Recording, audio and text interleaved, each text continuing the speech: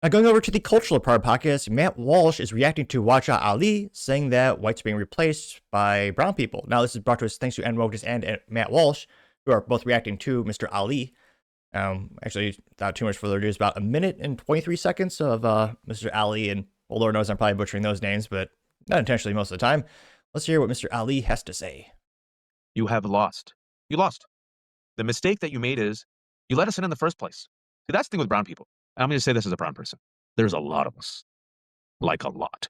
There's like 1.2 billion in India. There's more than 200 million in Pakistan. There's like 170 million in Bangladesh. Those are just the people there. I'm even talking about the folks who are expats or immigrants. There's a bunch of us, and we breed. We're a breeding people. And the problem is you let us in 1965. There were a few of us beforehand, but once you let one of us in, you know what happens with brown folks? Our grandmother comes, our grandfather comes, our uncle comes, our aunt comes, our cousin comes, our second cousin comes, our third cousin comes. Then we have kids, a bunch of kids. And then guess what? Some white women, the Western civilization women, the pure women, the American women, quote unquote, the Rust Belt women, the real women, they like some of us brown folks. We don't take them. They come to us. So we're embedded. We are everywhere. We are everywhere. I've traveled this country. I'm going to speak as a brown person. Brown people are everywhere. There will be a Patel motel or there will be a Desi restaurant everywhere. I want you to realize this. You have lost. Your story is a shitty story filled with misery. It's filled with bland chicken. It's filled with terrible, terrible dry ass meat. Your music sucks. All your culture sucks. Nobody. That's why the kids like listen to black people and their music. That's why the kids love Latinos. Your parties suck because they're monochromatic. Our parties have better food, better music, better looking women. It's funny how many people forget that white folks throughout history have fought entire wars. They're literally, the Spice Wars were a thing where people are killing each other over spices. That being said, all you need for a good meal is a little bit of salt. Perhaps pepper if you feel so extravagant. Yeah, it's a little bit of pepper if you want to spice things up a bit. Hilariously enough, I was at a Thanksgiving where I was very much a minority in the room. Most of them were African American. And I was the one guy who I asked for a little bit of salt. And I've never got a more bizarre, like, what is wrong with you look in my life than when I asked for salt for, what was I eating? Salmon, which is delicious. Underrated. That should be at every Thanksgiving. Obviously, turkey too. But yeah, I wanted to put salt in my squash.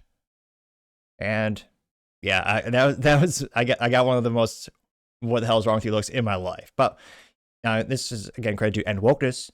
And Matt Walsh responded saying, quote, "They told us that the Great Replacement and was a racist conspiracy theory.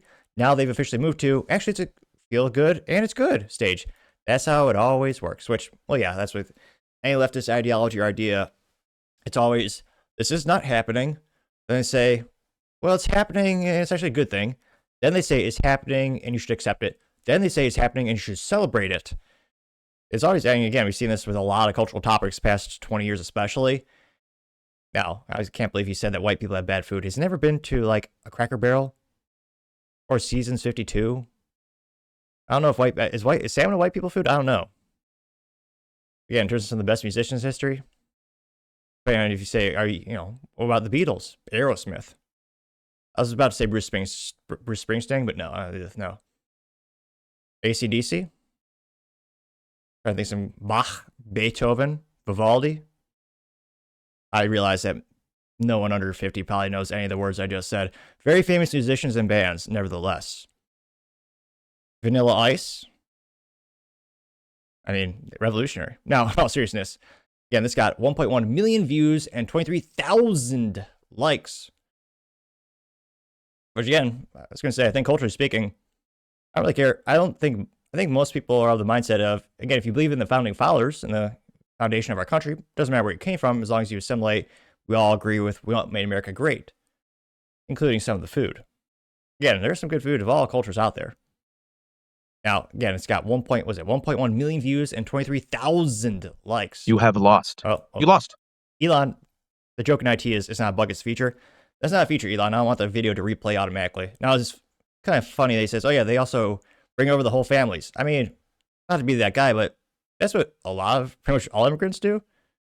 That's what my family did. Well, my grandpa and grandma left Cuba. As many people as they could escape that hellhole, they could. They did come here the legal process, the legal way. But I don't think I don't think that's unique to just brown people. That's any culture. If you come here, you build a life, you find out how awesome the United States is. More often than not, you want to bring over your family members. I think that's pretty common. I don't think that's unique as he thinks he says to brown folks. Now, in terms of reproduction rates, yeah, that's where white folks, especially, look at that graph just going down like a Boeing airplane. Now, that's been happening for decades for a myriad of reasons. I think it's a combination of cultural as well as, well, economical reasons. I mean, geez Louise, to just be able to afford a house these days, I mean, just to raise a family is so difficult. It is insane. Now, it's kind of funny. He says the Patel Hotel. Statistically speaking, that is one of the industries in which Indians have a very much majority representation. Actually, so many Indians own the hotels. And recently, a holding company in India did purchase the largest motel chain in the United States, G6 Hospitality Group, formerly, well, still technically headquartered in Dallas-Fort Worth, or Texas. And again, in terms of entrepreneurship and starting those hotels, a very common practice, and I've actually spoken to where they'll buy their kids in someone's first car, they buy them a motel. I've heard this multiple times and talk about smart investment in terms of car depreciation value by a motel, get streamlined cash flow. A very common practice is they buy the motel, they then bring their family members here, fire the staff, have their family members work, and then family members, they'll eat the food there because that's a business expense. And the family members become employees that they could pay a fraction, if not nothing, for free room and rent because they're family. And local motels and hotels cannot compete with that. So that is a very fascinating thing when you look at certain business industries and practices and kind of the dominance of certain folks. That is one of the contributing factors. That is very popular in the Indian community.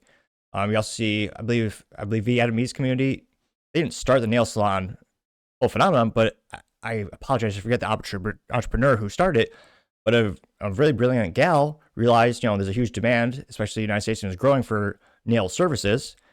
Why don't we teach those folks here? They're going to be entrepreneurs. And she focused on the Vietnamese community. And to this day, that business industry is very heavily dominated by Vietnamese. So it is interesting to see certain industries and segments where they have proliferation in terms of, demographics and cultures. And again, it's not unique to one.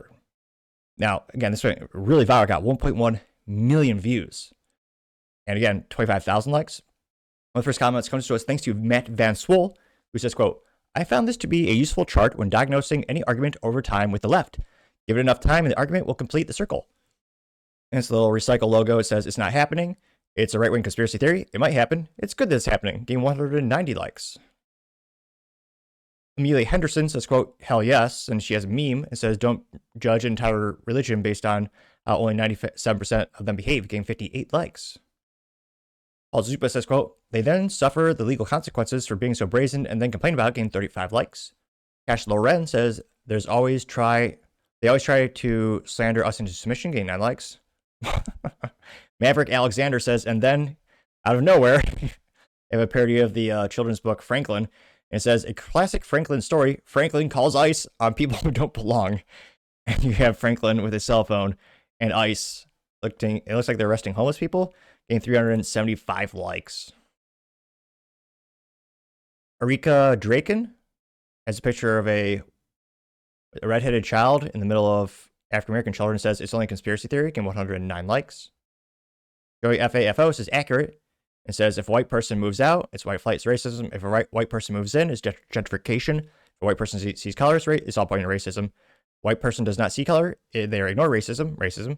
The white person culturally engages culture is cultural appropriation. They do not engage in culture, it's not inclusive. No matter what you do, it'll never be enough. Getting 326 likes.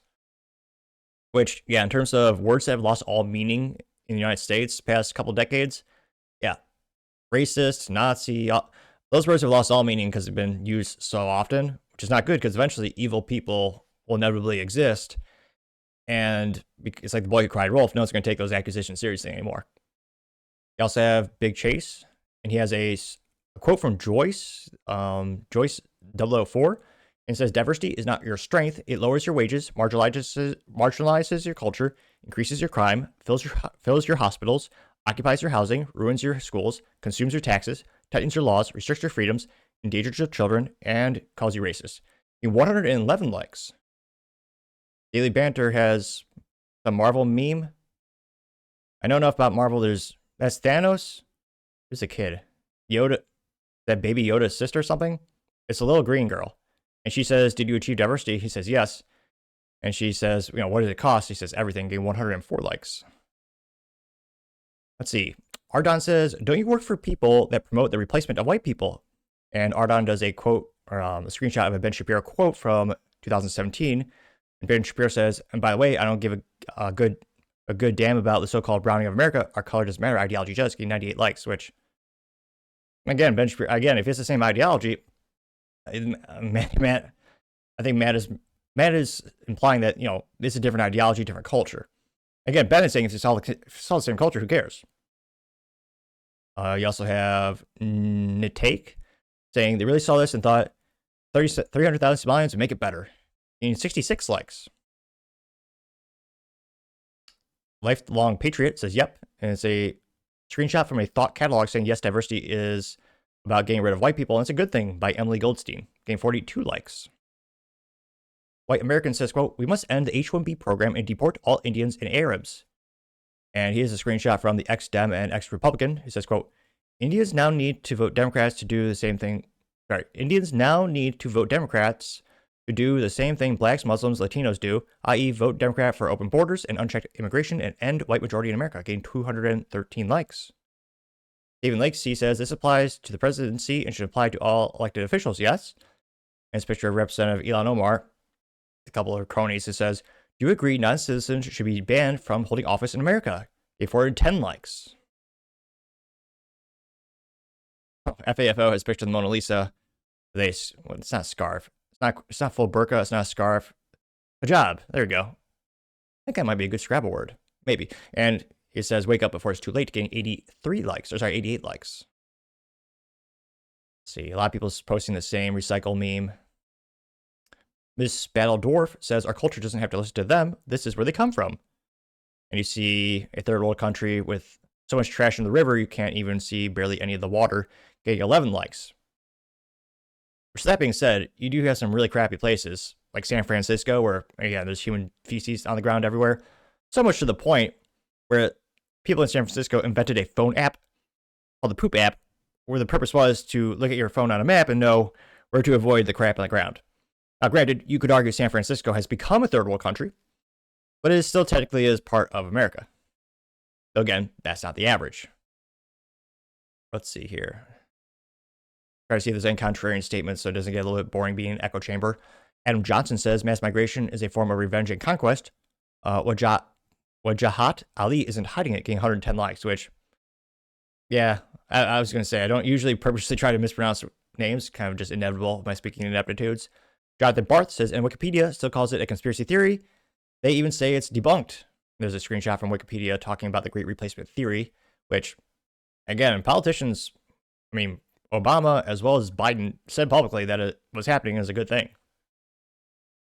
I mean, Biden famously said, like, oh yeah, it's a good thing there's not white people in commercials anymore, too. Kind of talking about the cultural significance of media and commercials having different demographics. Throughout the past, I would say, 15 years especially. Let's see. Evan Loves Wharf says, this is not what the Great Replacement Theory is. Getting 8 likes. Let's see. Russell says, it literally is. How are you this retarded? Getting 6 likes. TG says, you know you don't have to go by what the UN says as genocide for it to be genocide or ethnic cleansing. Covert genocide is still genocide, and it is what's happening. Making a majority group become a minority is cleansing and genocide. Getting 2 likes. So this person was not ratioed by number of likes, but the number of comments, certainly. Let's see here. Michelle Hawley says, white people be like, God help these minorities, and says at 8% of the world in 2021, white people are on the verge of extinction, getting 2 likes. Let's see. Greg has a famous Simpsons meme where you have the guy, waving and saying something, and the guy behind him is holding a gun to his back. And Matt Walsh is saying in this comic strip, import the third world, become the third world. And then right behind him is Ben Shapiro, which, I'll attempt his accent. Probably not the best one, but the attempt shall be made. Okay, guys. So Matt Walsh says, import third world, become third world. And I say, quote, that's right, Goy. Dude, just don't mention who's responsible for it. Go to birchgold.com, ExpressVPN. Just don't look up who owns it, okay? Okay, guys? Okay, 78 likes. Well, not me, certainly, but that meme. Scrolling down more and more. Ivan San says, it's real. It's been done by the United Nations. And there's an article called The Replacement Migration, getting 17 likes. A lot more people having that infographic. claiming that white people only made 8% of the population in 2021, gained 67 to 70 likes on average. A lot of people are also reposting the document for the United Nations called Replacement Migration. Dr. Jebra says, some liberal women are nodding along, loving this, getting 77 likes.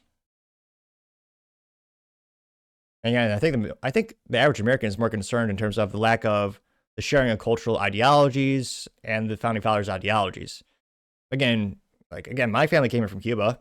They're all, red-blooded Americans, hate communism. Obviously, they escaped that hellhole ideology or the whole evil it is communism in Cuba. Again, wave the American flag, learned English, become a contributing member of society, pay a lot of taxes. And I think the average American is being more concerned that there's not that assimilation as there used to be. You're seeing more bifurcation, more division of our culture, not unification. But let me know your thoughts because, as always, be fascinated to hear what you have to say. Thank you, everyone, for taking the time to tune in today. Again, trying to get to 6,000 subscribers by the end of the month, so click that button. I greatly appreciate it. Also, give me a thumbs up, thumbs down, or a comment. It's a great way to give me some additional feedback. Let me know how I can make the show better and better. Lastly, don't forget to take time to tell your family, tell your friends, tell your coworkers, heck, tell your enemies, tell everyone. Just stay safe and fight the good fight.